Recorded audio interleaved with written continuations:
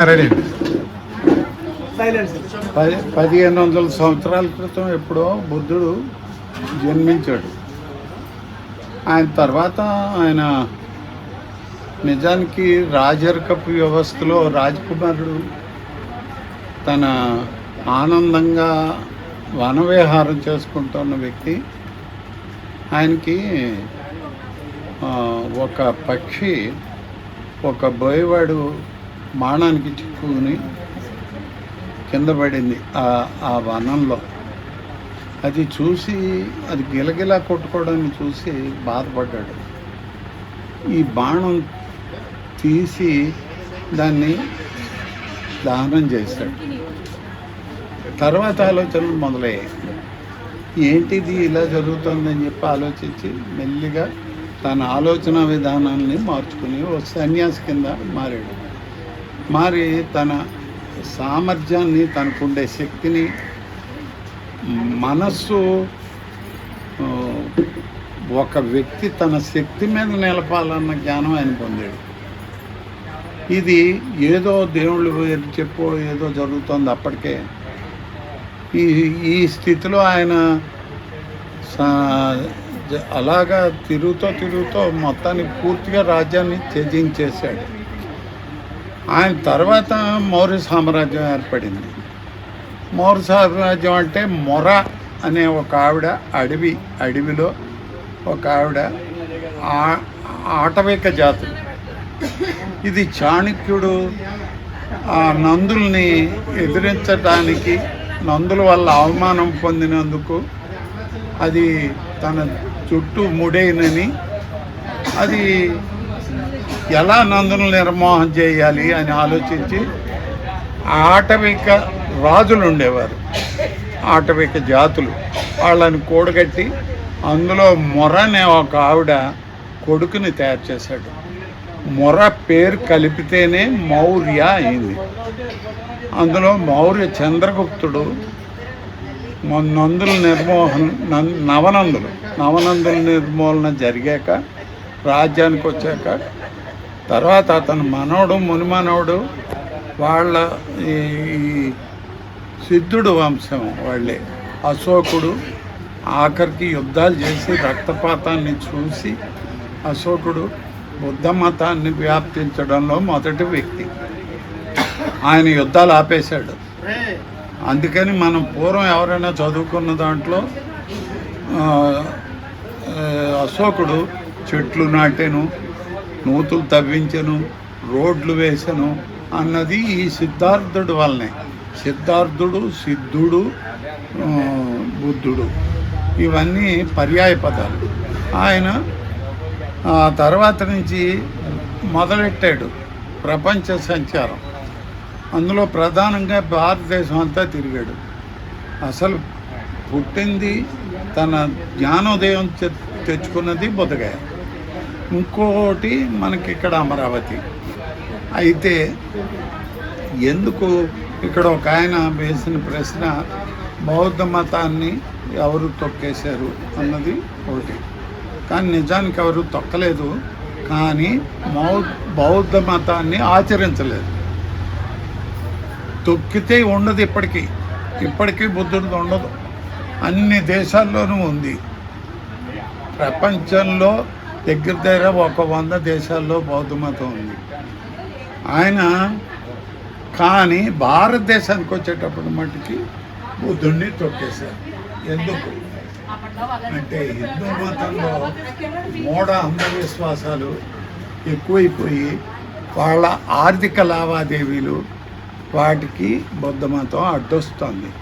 అటువంటి ప్రాచుర్యం పొందకూడదు.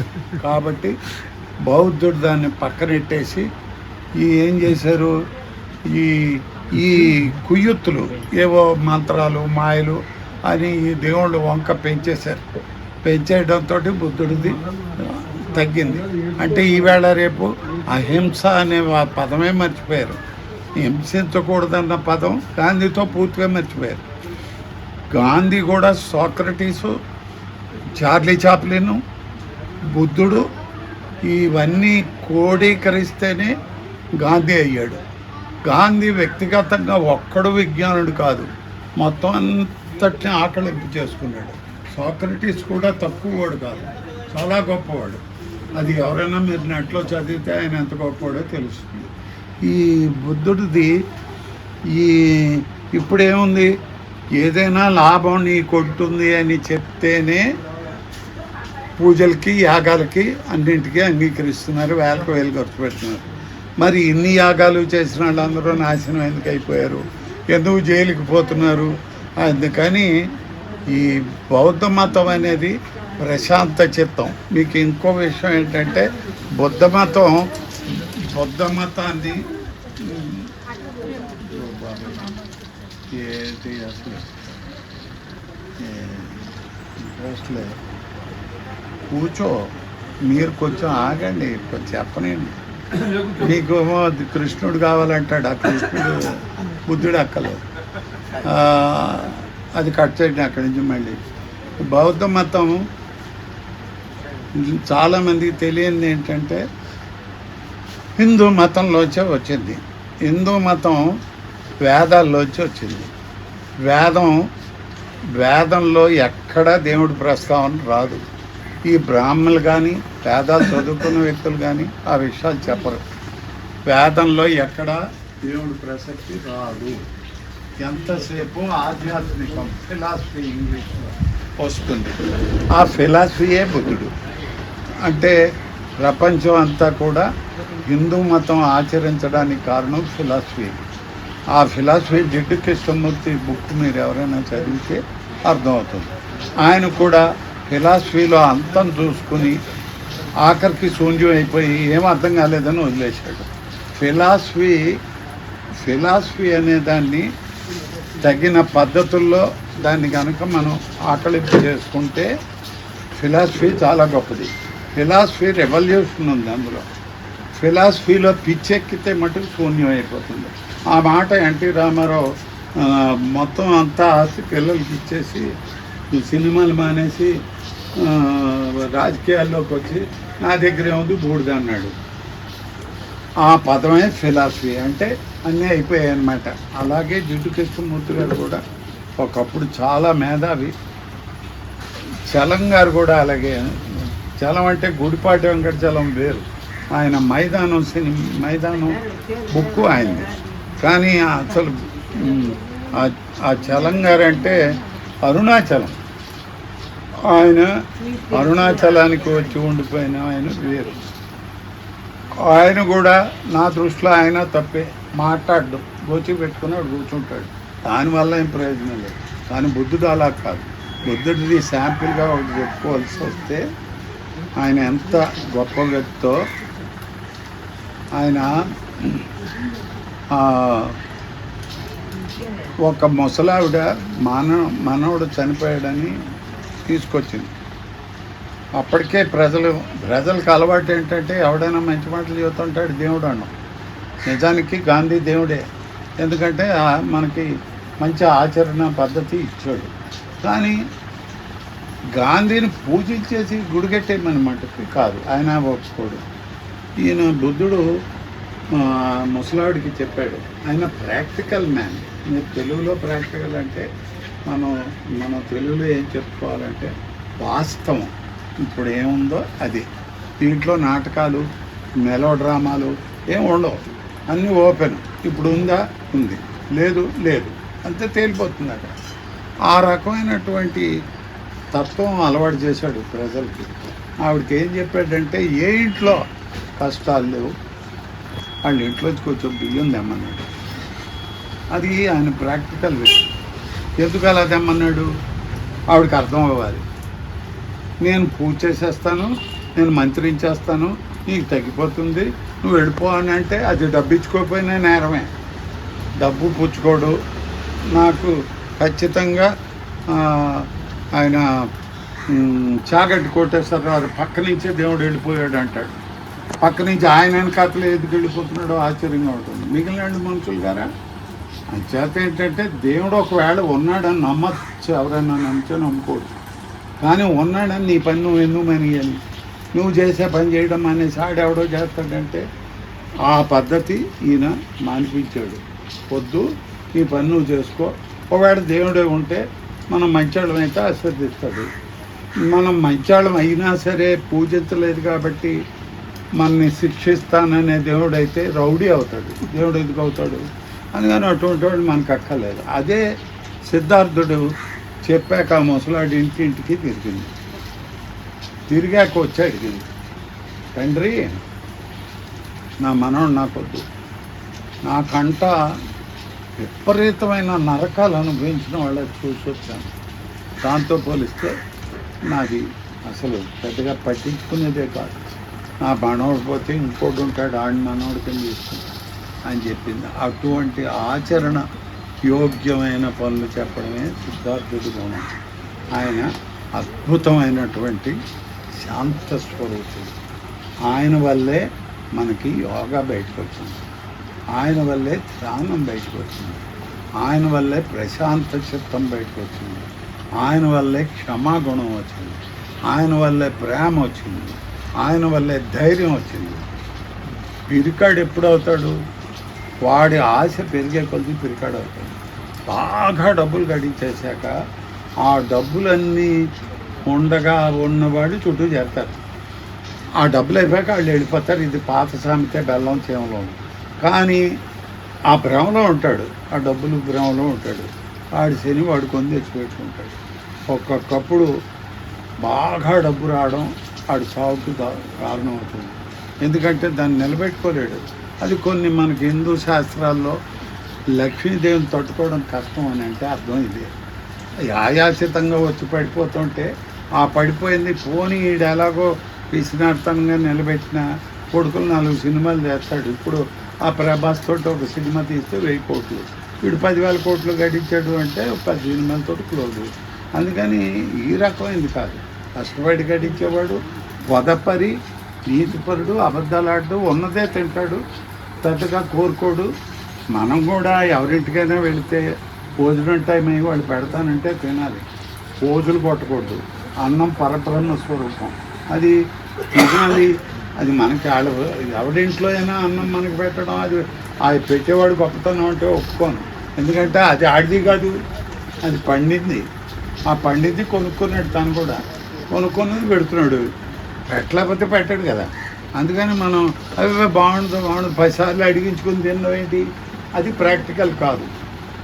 కత్తి తింటావా? తింటాను. లేదు నా ఇంటి దగ్గర వండేశారు, నేను వెళ్ళిపోతాను. పోయి వండారా బాబు నేను తిన్నాం అలా పెట్టేయను. ఆ తర్వాత బయటకు వెళ్ళాక ఇంకోటి అంటాడు, ఒరే అలా తినేస్తే లోకు కట్టేస్తారు అని పట్టుకుంటాడు. ఇంటికి మళ్ళీ మనం వెళ్తామా? వెళితే తెలుస్తుంది కదా లోకు కట్టాడో లేదో. ఇంటికి వెళ్ళడం మాని, కానీ ఇంటికి వెళ్ళడం మానకు తినడం మాని. పోనీ చెప్పే వాళ్ళతోటి నువ్వు తిన్నావంటే నన్ను ఏదైనా అనుకుంటున్నావేమో అని తినట్లేదని చెప్పి అంటే లేదో అనుకోనట్టు అప్పుడు తిని. అందుకని ఇది అంతా ఒక రకమైన ఒక మాయ బతుకులో పట్టుకోవడం అలవాటైపోయింది. బ్యాక్టర్యాలు గొప్పలు ఎక్కువైపోయి మామూలుగా మన రైతులదే చూసుకుంటే పంట పండినవాడు 2 ఎకరాలు 4 ఎకరాలు ఆ డబ్బులు విపరీతంగా దాడవాళ్ళని వాటిలో డబ్బులు వచ్చేస్తాయి. వెంటనే మోటార్ సైకిల్ కొనేస్తాడు, వచ్చే సంవత్సరం లాస్ వస్తుంది, అప్పు చేసేస్తాడు. అంటే ఓవర్ అవుతున్నాం, అక్కడికి ఎక్కువ వెళ్తున్నాం. ఈ రకమైన ఒత్తిళ్ళు లేకుండా ఉండాలి అంటే బౌద్ధ మతం శరణ్యం. ఇప్పుడు యుద్ధాలు ఎలా చచ్చిపోతున్నారో ఇందులో ఆఖరి మాటగా నేను చెప్పేది ఏంటంటే మనం ఎవ్వరం బతికుండం. ప్రధానంగా నా బోటివాడు, నా వయసు వాళ్ళు, నాకంటే పెద్ద వయసు వాళ్ళు పోయినా మాకు బాధలేదు. ఎందుకంటే బ్రహ్మాండం బతికేసాను నా మటుకు నేను. ఆ బతికేసిన తర్వాత ఇదిగో ఇప్పుడు ఉక్రెయిన్ మీద వాడు వేస్తాడా, వాడు జోబ వీడి మీద, వీడు జోబ వాడి మీద వేసి ఓ పాకున్న మన మీద కొంచెం పారేస్తారా అన్నది ఆలోచించుకోవాలి. ఇండియా బతుకుతుందని మటుకు నమ్మకం లేదు. ఎందుకంటే దేశాలు నాశనం అయిపోతున్నాయి. అసలు మనం ఇక్కడ కూర్చుని ఇంత మాట్లాడుకుంటున్నాం, ఇదే టైంలో ఇంకెక్కడో ఎన్ని కోట్లు దొబ్బాలా, ఎలా దొబ్బాలా అని ఆలోచించుకుంటున్నారు. వాళ్ళ స్థాయి వాళ్ళది, మన స్థాయి మన. బౌద్ధం పోయిన కారణం అండి ఇది చెప్పానుగా. అయ్యో ముందు చెప్పింది అదే కదా. అయ్యో ఇప్పుడు అదే కదా చెప్తా. హిందూ మతం తొక్కింది. హిందూ మత ఇగో ఈ అమ్మవారి గుడిలోకి వెళ్ళి పూజ చేయకపోతే భయం, మరి ఈయన దగ్గరికి వెళ్ళి పూజ చేయకపోతే భయం లేదు. ఏమన్నారు కదా ఈయన? అవును, మరి అదే తేడా. పైగా డబ్బులు ఖర్చు పెట్టాడు. ఎవరు ఈ బాబాలు పనికిరాజు చెత్తగాళ్ళు వీళ్ళందరూ ఎవరో చిన్నజీ అయ్యారు. ఆ, ఆ పోజులు ఏంటి, ఆ కబుర్లు వినయం ఎక్కడుంది? లేదండి. ధర్మం లేదు. వందల ఎకరాలు ఎందుకు? ఆడి కాళ్ళ మీద ఆడెవడు జగద్గురుట, ఆడు జగద్గురువా? ఆడు కట్టుకునే తలపాక ఒక 4-5 లంగాలు వస్తాయి ఆడు వేసుకునే డ్రెస్సు. అందుకని మరి వాళ్ళే తొక్కేయడానికి కారణం వాళ్ళ వెనకాతలు పడుతున్నారు జనం. అవునండి. ఇస్కాన్ను ఏమా విన్నారా? వెనకాతలు పడుతున్నారు, భయపడుతున్నారు. ఏదైనా ఓ ఇబ్బంది వచ్చింది అంటే ఆ ఇబ్బంది మనం రెడీ అయిపోతాం, భరించడానికి రెడీ అయిపోతాం. ఆడవాళ్ళు అసలు ఆలోచించట్లేదు. 4 సార్లు జైలుకి వెళ్ళాను. ఆగండి అన్నది రాగట్లేదు. 4 సార్లు జైలుకి వెళ్ళాను నేను. 4 సార్లు ట్రిప్కి 3 సార్లు 6 నెలలు కూడా వెళ్ళాను. 53 రోజులకి గింజుకున్నాడు. ఎందుకు? భయం. చంద్రబాబు 53 రోజులకి ఎందుకు భయపడిపోయాడు? అసలు చావుకు ఎందుకు భయపడాలి? 77 దివసంలో 1,00,000 మంది చచ్చిపోయారు. 1,00,000 మంది చచ్చిపోతే 6 నెలలు పనిచేశాను. అన్ని సవాలే. పెద్దపాలెం, చిన్నగౌడపాలెం, పెద్దగౌడపాలెం, హరిజనపాలెం నెంబర్ 1 నెంబర్ 2, అగ్నికుల క్షేత్రులు నెంబర్ 1 నెంబర్ 2, పర్రచివర,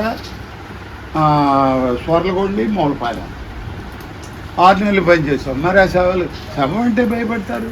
శవం అంటే భయపడవలసింది. క్రమంలో బయటకు వచ్చేసిన క్రిములు, ఆ క్రిములు మళ్ళీ ఎక్కడ బాగుంటాయి? ఇప్పుడు వాటి దగ్గర డబ్బు అయిపోయింది, ఇంకో ఎవరి దగ్గర ఉందో జనాలు. ఆ క్రిములు కూడా అలాగే ఆరోగ్యంగా ఉన్నవాడి మీదకి వెళ్తాయి. అందుకని ఆ శవం అంటే దహనం చేసేయాలి. మనది మంచిది హిందూ సాంప్రదాయం. అంటే క్రిములు చచ్చిపోతాయి, అంతేగాని ఆ దెయ్యం అవుతుంది, అవన్నీ అబద్ధాలు. ఏమీ లేదు, ఏమీ అవ్వదు. మైలు అంటే కూడా ఆయన ఖచ్చితంగా చెబుతాడు బుద్ధుడు. మైలు అంటే మనస్సుకి. మనసు మైలు పడిపోయినాడు. పైకి సూట్ వేసుకుని టై కట్టుకుని ప్లేన్లో దిగితే ఏ లాభం? అంచేత మనసు ఎక్కడా పాడవకూడదు. పైగా ఎవరితో ఎలా ఉన్నారు అన్నది కాదు, మనం ఎవరితో ఎలా ఉన్నాం, వాళ్ళు తిన్నగా ఉన్నారా లేదా మనకు అనవసరం. మనం బాగుండాలి. అది ఆయన నేర్పుతాడు. అందుకని బుద్ధుడు చాలా ప్రశాంత చిత్తం ఉంటుంది బుద్ధుడికి. అది అలవర్చుకుంటే మనం హాయిగా ఉంటాం. మిగిలిన దేవుళ్ళు పూజించుకోవచ్చు. అంత మాత్రాన బుద్ధుడిని ఆ ప్రశాంత చిత్తం వద్దని అనకూడదు. ఓకే, అయిపోయింది. స్టార్ట్ అయిపోతుంది.